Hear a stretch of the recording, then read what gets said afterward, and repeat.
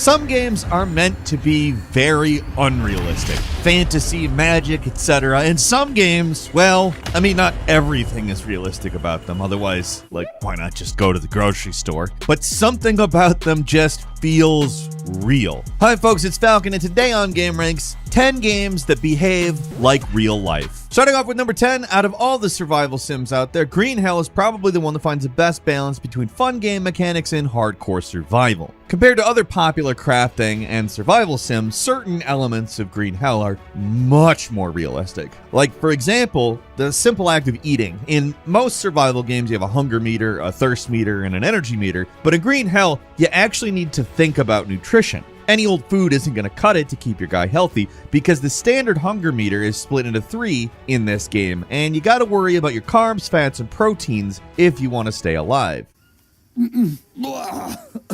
Another major concern that makes this game stand out is the danger of getting infectious diseases. Getting hurt isn't just about healing the wound, you also have to worry about disinfectants. There are a lot of precautions that have to be made in order to avoid getting diseased. You can also catch parasites and just lose your sanity. Crafting in general also has a certain amount of realism to it. You can only build things that make sense using the tools that you have, and even then there's dangers like sleeping on the ground, it can get you worms, or resting without some kind of canopy. You're gonna get sick because you're not protected from rain. There's just a lot more to the survival part of the simulation here than other games. Of course, for every realistic thing, there's something else that's obviously unrealistic, but that's video games in general. For a game that looks as good as this one, it's impressive how realistic it manages to be. At number 9 is Hunter Call of the Wild. This isn't just a list about survival simulators, there's plenty of other games out there. And when it comes to simulating the act of hunting, few games are as immersive as Hunter Call of the Wild. In most games, hunting's pretty basic. You just wander around the woods and then shoot whatever's standing around. But ask any hunter and they'll tell you there's a lot more than that to hunting. A lot more walking around, at least. This game accurately tries to simulate the hunting experience, which means you're going to be spending a lot of the time in your game wandering around, blowing a lure, and looking through binoculars to find something, just anything to hunt.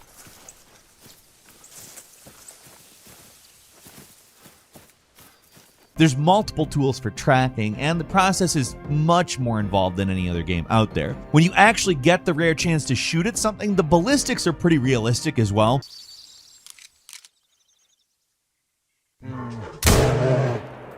It's not the most elaborate simulation ever, but it works really well. Animals react to your presence, you can't just sneak up on them and fire. You have to be aware of wind direction, and scent can make them less likely to see you, etc. It's pretty involved. Now, it's not an in-depth survival simulator, but it really does a good job of replicating the experience of hunting, and it does it pretty much better than anything else out there.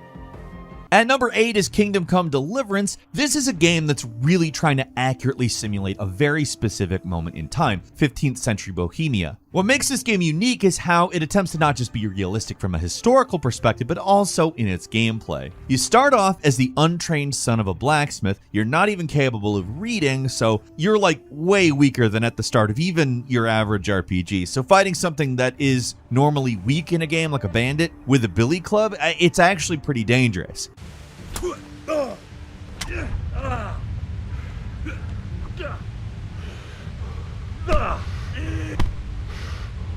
Eating and sleeping are necessary, otherwise you get weaker. You have to bathe every once in a while or you start to stink. And you can actually wear multiple layers of clothing, all of which provide different levels of protection, as well as change how people see you. Like if you're lumbering around in a big suit of armor, people are going to assume you're looking for a fight, or if you've got blood on your clothes, they think that you stole them. Of course, not everything's perfectly realistic. People who are more knowledgeable than I am about this period have spoken extensively about things that the game gets wrong, but it does get a lot right, and it's trying a hell of a lot more than any Assassin's Creed game. It's also still pretty buggy even now, but in the genre of hardcore realistic open world RPGs, this one pretty much stands alone.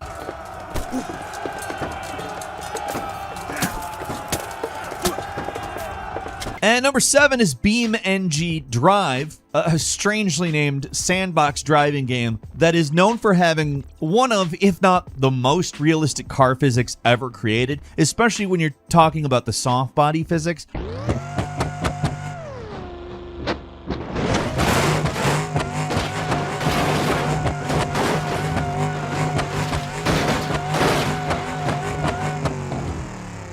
In terms of realism, people give credit for the Assetto Corsa games as being one of the most realistic in its driving simulation, but this, it's more. I think what makes this game really stand out is how it simulates a car not as a single solid object, like in pretty much every other, even simulation racing game, but as a collection of parts. Because of that, the game actually simulates how a car slightly flexes and bends with every turn and how the tires interact with the road. It's a slight but very important distinction, and while the game doesn't have the most accurate car physics, ever, and graphically it's not particularly impressive, but the simulation is second to none. It's most obvious in the spectacular crashes, which never look the same, but just driving around you can tell how systematic the game is. There's a level of realism here that's closer to real life than almost any other racing game. It doesn't look as realistic as the best racers, but in this case, it's what's under the hood that matters the most.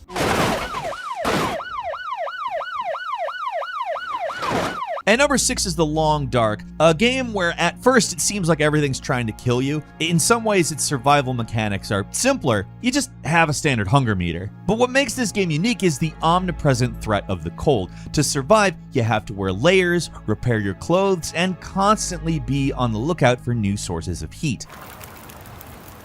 I don't feel so good. I need to rest up. Carrying too much stuff slows you down a lot. Fires can get put out by high winds, you can get cabin fever if you stay inside too long. There's a lot to keep track of and a lot of mistakes to make, but that's what makes it such an engaging survival experience. Like Green Hell, you can suffer from various afflictions like parasites if you eat raw meat, dysentery if you drink unsafe water, sprains from falling, burns from fires, lacerations, and of course frostbite. My energy is just disappearing. And healing this stuff isn't some simple one-time fix. It can take hours or even the rest of the game to shake some of these negative effects off. Visually, it's a lot simpler and less immersive than something like Green Hell, but the survival elements are some of the best out there. Like, they're simple enough to understand while still being extremely in-depth.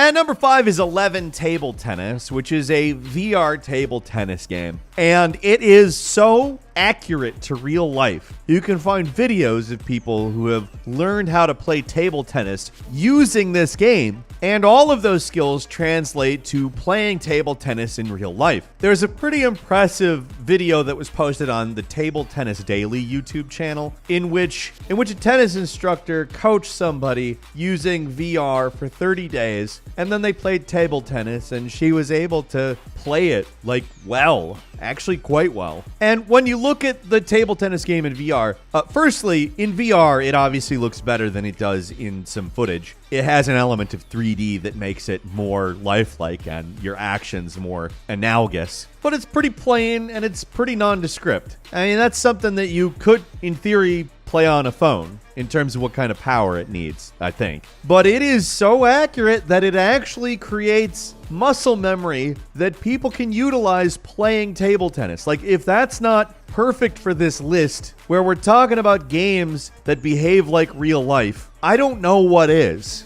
At number 4 is Project Zomboid, ignoring the whole zombies aspect of it. In a lot of ways, Project Zomboid takes the realism present in other survival games on this list and ratchets it up even further. Depending on the level of realism you set the game to, you'll have to worry about not just getting bit by flesh-eating monsters, not realistic per se, but every little mundane thing that you'd have to worry about outside of getting bit by the undead. You break through a window, but you forgot to clear off the glass, you're probably gonna cut your hands. Those bandages aren't an instant fix. You gotta keep them on for days and possibly swap them out, because that could get nasty. And before you bandage up, you gotta take some tweezers and dig out the glass shards. You wouldn't want to heal around the glass shards, would you? You probably wouldn't anyways. Hurt your leg? You'll have to make a splint, which again has to be on your guy for several weeks. So that's weeks inside the game where your dude just has reduced mobility. Guns can be super complex too. You don't just have to worry about each individual bullet, you have to rack the chamber to keep your weapon from jamming. This whole game has this level of detail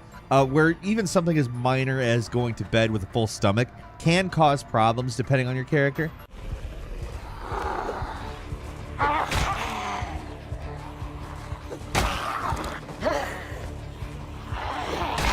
What makes this game unusual is it's almost Sims-like version of survival, where everything you do can give your character different moodles, either good or bad, and that can have positive or negative effects on your chances of survival. It's all around a pretty complex survival simulation. Sure, some things are sped up, like planting crops to make them more useful, but otherwise this is probably one of the most realistic simulations of a zombie apocalypse ever created. 99% of the time, you end up dead too, and that's probably the most realistic thing about it.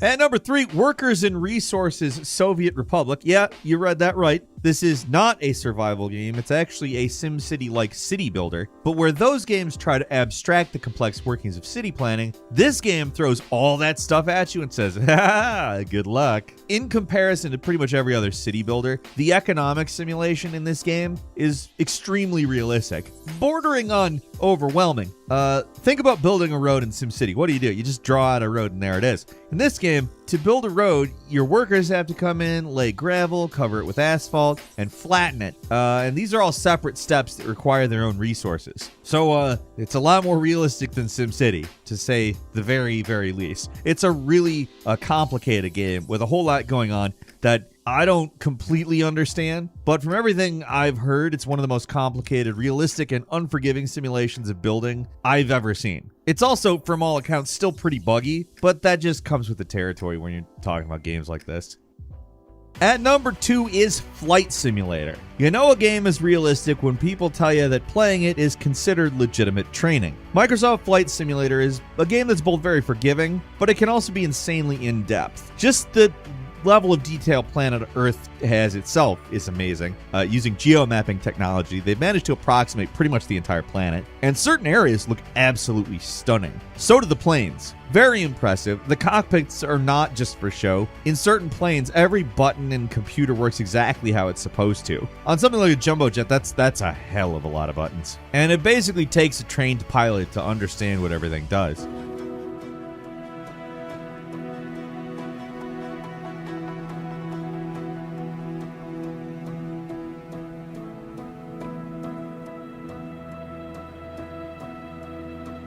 The game doesn't force you to play that way, though. Plenty of people play this game just to do some virtual sightseeing and turn off all of the simulation elements. But with everything turned to max, you're essentially playing an entirely different game. Other than the visceral sensation of actually cruising around 30,000 feet, everything else about this game can be considered accurate to the flying experience. And while it's not going to earn you actual flight hours, it's still considered a pretty solid starting place for prospective pilots, which really does speak to the level of realism this game is working with.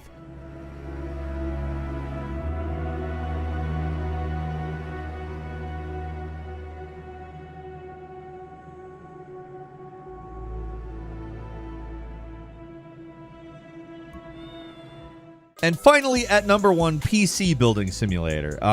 It's one of those games that sounds like it's a joke, but it's not. It's a legitimate educational tool for learning how to build a PC. It's not a bunch of abstract crap either. Actual PC part manufacturers appear in the game, so the parts you're buying for your fictional PC are actually real parts. So you could conceivably plan to build a machine using this game, and then go out and buy the parts and do it. By that point, you would have the process honed to a finely tuned speed run of assembling the computer, right? Also, for compulsive PC builders, it's a fun way to screw around with setups and challenge yourself with ridiculous builds while also not spending, any money outside of what the game costs. Like, it's $19.99. Compare that to buying PC components and big difference. But it's a pretty good introduction to understanding how the whole process of building a PC actually works.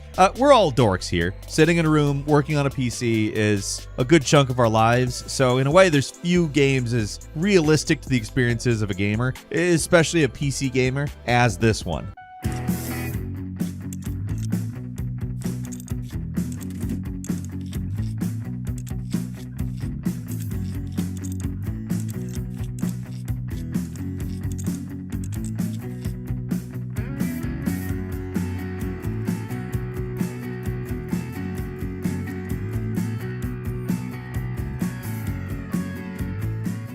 And that's all for today. Leave us a comment. Let us know what you think. If you like this video, click like. If you're not subscribed, now's a great time to do so. We upload brand new videos every day of the week. Best way to see them first is, of course, a subscription, so click subscribe. Don't forget to enable notifications. And as always, we thank you very much for watching this video. I'm Falcon. You can follow me on Twitter at Falcon the Hero. We'll see you next time right here on Game Ranks.